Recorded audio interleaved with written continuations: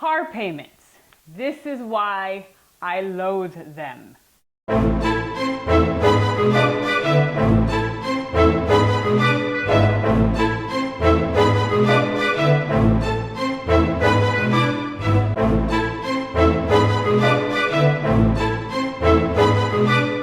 My name is Genein, and I love sharing financial wisdom and financial literacy and just empowering people with the best tools so they can live their best life, build wealth, be a blessing to their community and to their family and to this nation.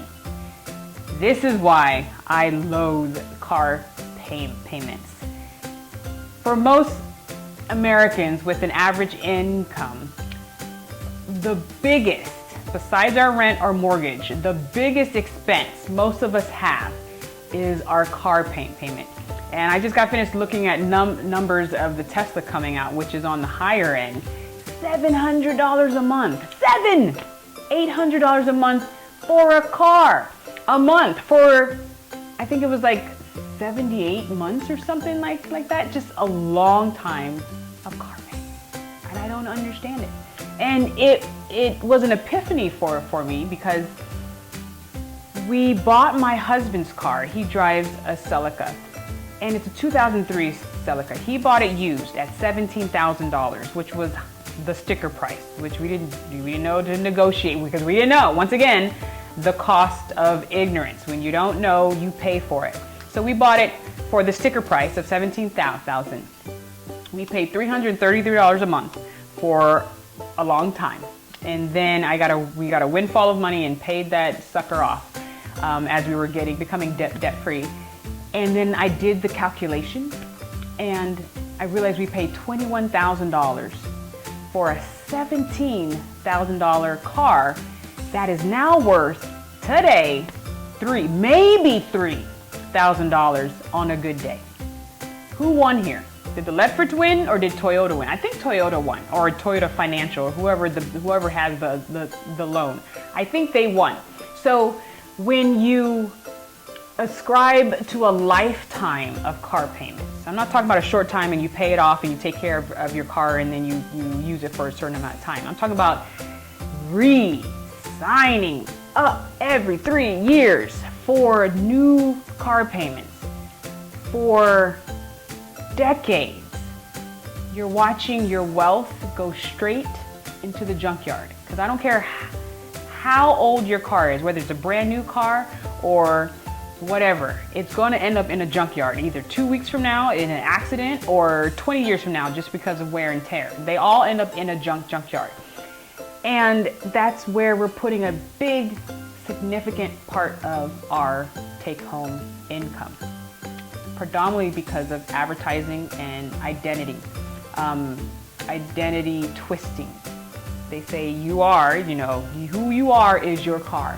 But a lot of us are doing things backwards because of our culture and psychology and what these companies are telling us that we need in order to feel validated.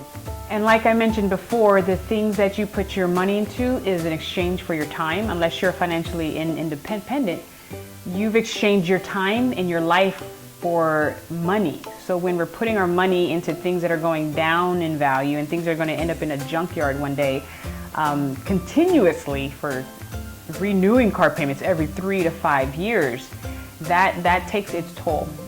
Just be mindful of your choices because every choice you make today does have a consequence later on. And American people in general, but Americans for sure, we're living longer. We're hitting 75, 80. Baby boomers are going into retirement now. There will probably not be Social Security or 100% Social Security available for those of you who are my age, millennials or Generation X or Y, Z or T, whatever I am, born in 1979, 1980, 1981.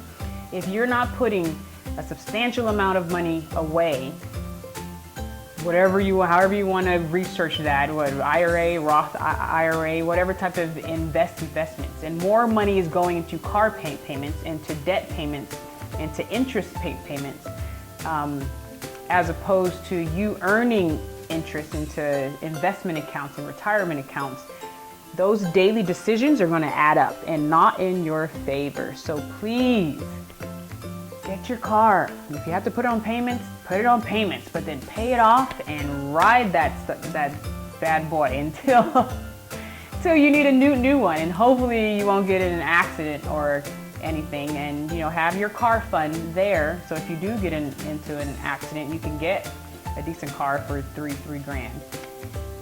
The reason why I'm so adamant and against car payments, it's because of the return that we get. Number one, the car is going down in value, but number two, it's not giving us any value besides transporting our body from one location to another. It's not like picking food where you can have really healthy food or you can have really awful food, but that's giving us energy so we are able to do better work. It's not an investment that can go up in value. It's not like books that bring you ideas that can be turned into income producing organizations or businesses. A car just transfers your body from point A to point B. It does nothing else. It may ride a little bit smoother if it's a BMW versus a Nissan, but it doesn't. You can do the same exact thing in your $80,000 BMW that I can do in my, I think it's about $500, my $500 Nissan. And you may look flyer in it, but if you don't have other things set up, I'm not saying don't buy nice cars, I'm just saying have things in priority. If you're living paycheck to paycheck, you have $10,000 on credit cards and $60,000 in student loans, but you're shelling out $700 a month for a car payment, you might want to recalculate and just see what these daily decisions are going to end up looking like 30 years from now. That's all I'm asking, because I care about you and I care about your family, and that you guys are set up to take care of yourselves and have a solid foundation to stand on. And car payments are not a solid foundation. So I hope I wasn't too brutal. I just really see the detriment happening for a lot of my peers, just because we're not aware of the future consequences of our actions today, and things might be a little bit out of order. So I hope you just hear my heart. I just want us to be able to build wealth in the right places and do things in order, so we can look fly in your car, but you already have your retirement set up, your savings set up, and you're more or less debt free or bad debt free.